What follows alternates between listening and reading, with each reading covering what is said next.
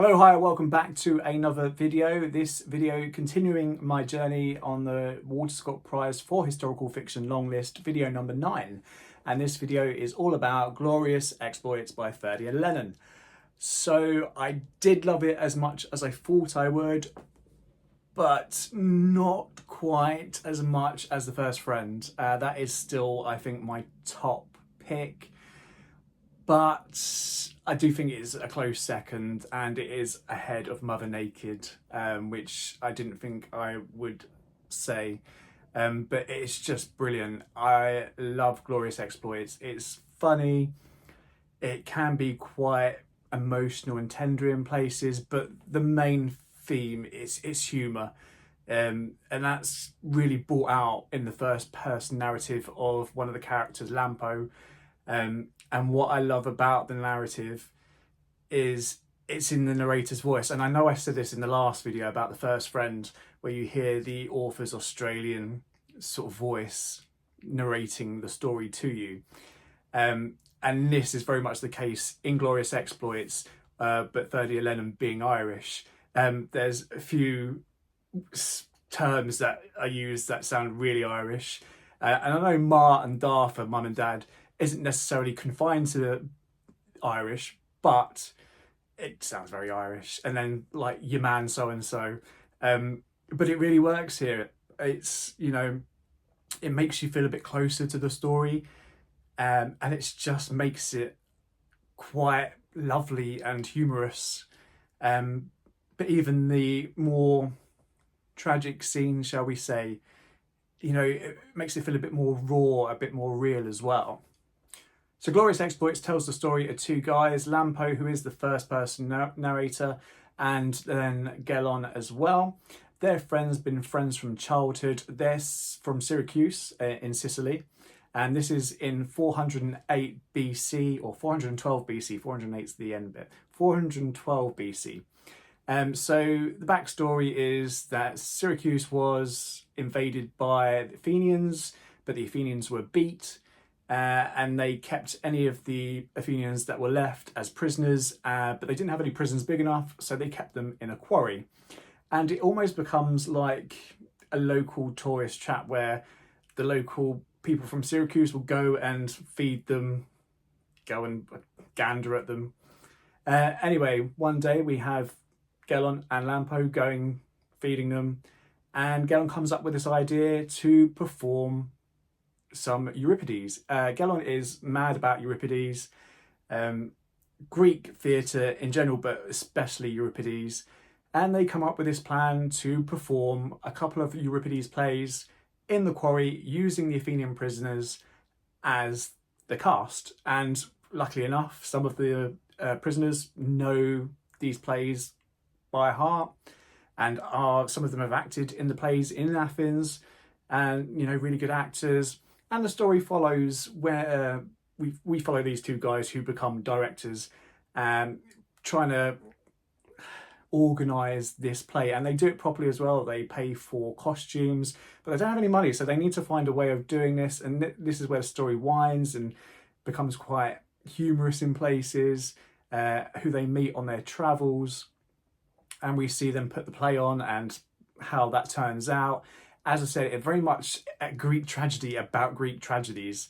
But yeah, it's just so heartwarming and lovely and funny. Some great language in there as well. But once again, it's not trying to be too literary. It's just being a good story. And that, I think for me, if you watch any of my videos, is more important than lovely words. Yeah, I love lovely words when they have an impact. When you have a whole book just full of lovely words, it kind of loses meaning. So used in the right place is, you know, has more of an impact for me. But a great story just beats everything. And this, along with Mother Naked and The First Friend, are great stories to me anyway. They're the ones that I really enjoy it. And also The Safekeep, that was a pretty good story as well. That was just more arty as well. That's just like a whole package sort of thing. But this is absolutely brilliant. So Glorious Exploits, as I said, it's like a Greek tragedy about Greek tragedies. It has the theme of tragedy running through it. In terms of love and loss, we learn quite early on Gelon, his son died, and after that his wife disappeared. So he's dealing with his loss. We see Lampo, he's such an interesting character as well. He's obviously had some sort of heartbreak as a child. His father has disappeared, run away. He's also got a bit of a physical disability with his foot. Nothing that really stops him too much, but he's aware of it, you know, and he seems to make up with that with humour, like most of us would probably do if we have something that we're very conscious about ourselves. We just try and be humorous about it, get the first laugh in before anyone else can do it. And that's very much Lampo. He's very much uses humour as a weapon against anything that may drag him down. And he is constantly bringing the humour in the story.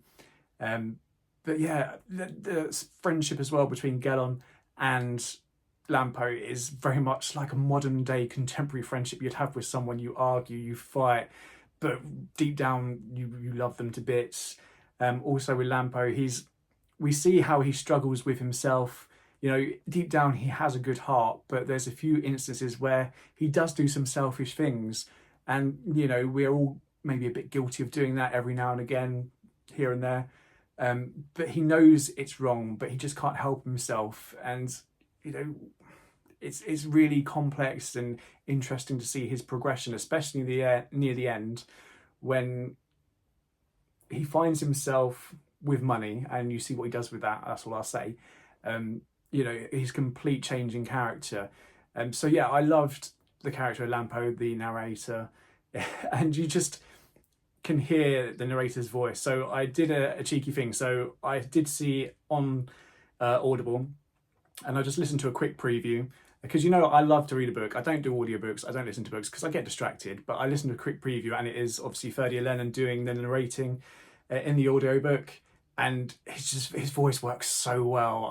I'm tempted just to download it and buy it again, just to hear the full story in his voice, his accent, because it just will fit so well with the story.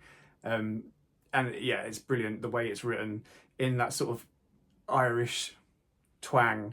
You can just hear it as you're reading it off the page.